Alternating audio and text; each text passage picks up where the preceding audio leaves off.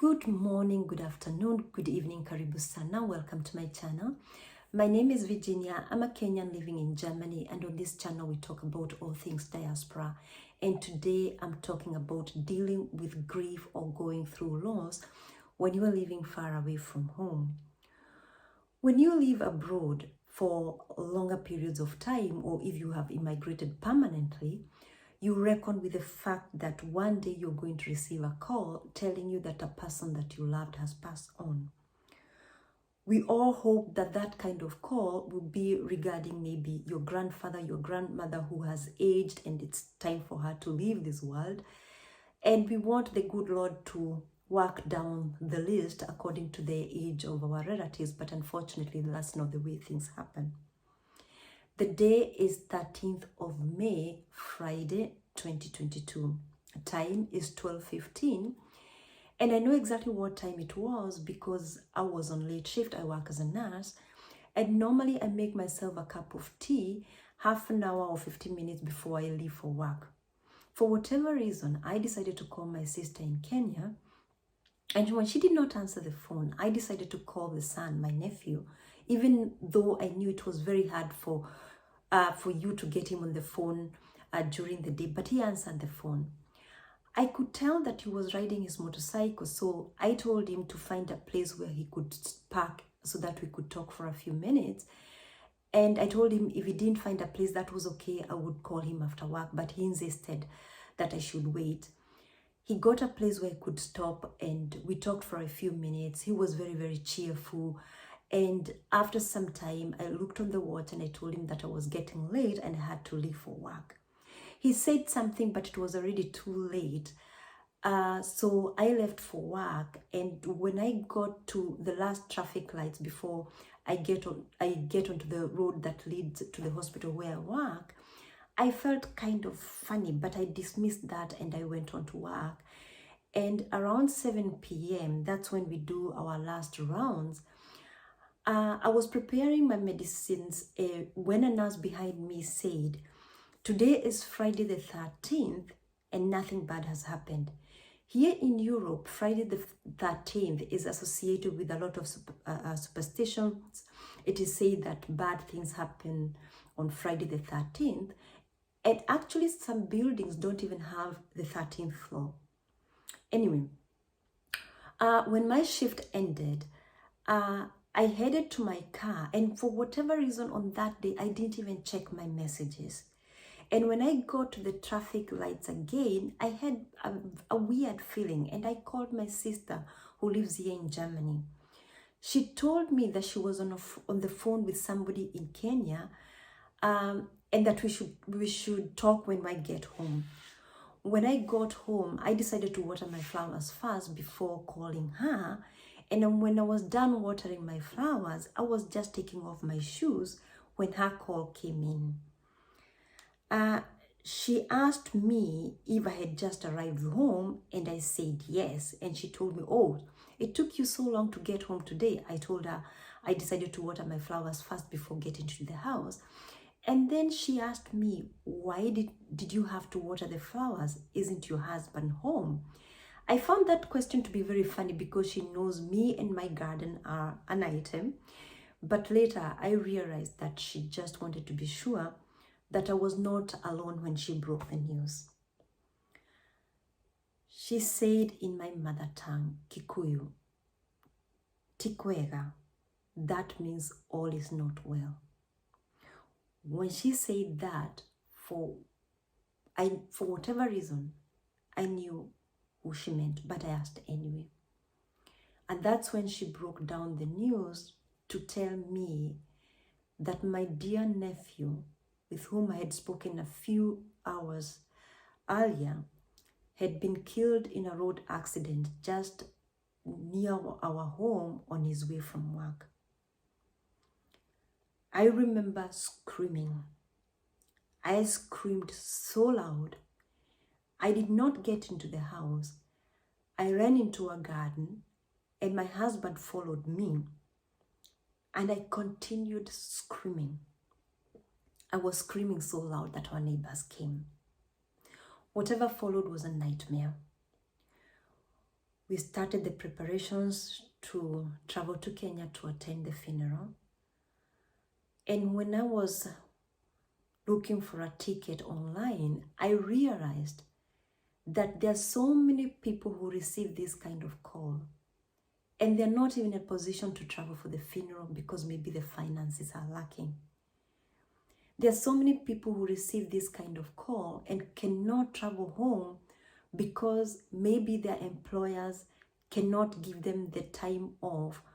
And when you consider the fact that Kenya or any African country is not around the corner, you would require maybe a week. I mean, I just thought how devastating that can be, not to be able to attend the funeral of your loved ones.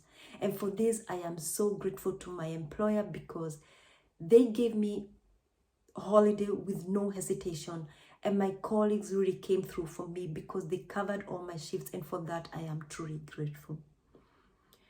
Normally, when I travel home, the best part of traveling for me is when I check in my bag luggage and I can walk around the airport and I can sit maybe somewhere, have coffee, watch people go through their business. And I remember sitting there with my sister waiting to board. And I asked myself, who else is in the same situation? Who else is going for a funeral? Who else is coming from a funeral? Who is going to say a final goodbye to a dying mother, to a dying father, to a dying child? How many times have I traveled before and I've sat next to somebody who was going for a funeral or who was coming for a funeral? I just realized that people go through a lot of stuff, but we don't realize that because we are so occupied with our own lives. We are so occupied with what is going on at that present, and we are so busy that we don't even register their emotions. That was the saddest trip of my life. And I remember when the plane took off, I just started crying because I never in my wildest dream thought that I would ever have to make that kind of trip. When I returned home back to Germany after the funeral, that's when the real mourning started. Because you see, when you're far away from home and somebody passes on, you don't have a grave to visit. You don't see the things they used to see. You cannot touch the things that they used to touch.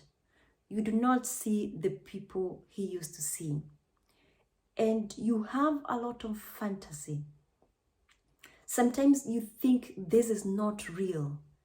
And sometimes you want to pack your things and go back home because you want to confirm that this has really happened.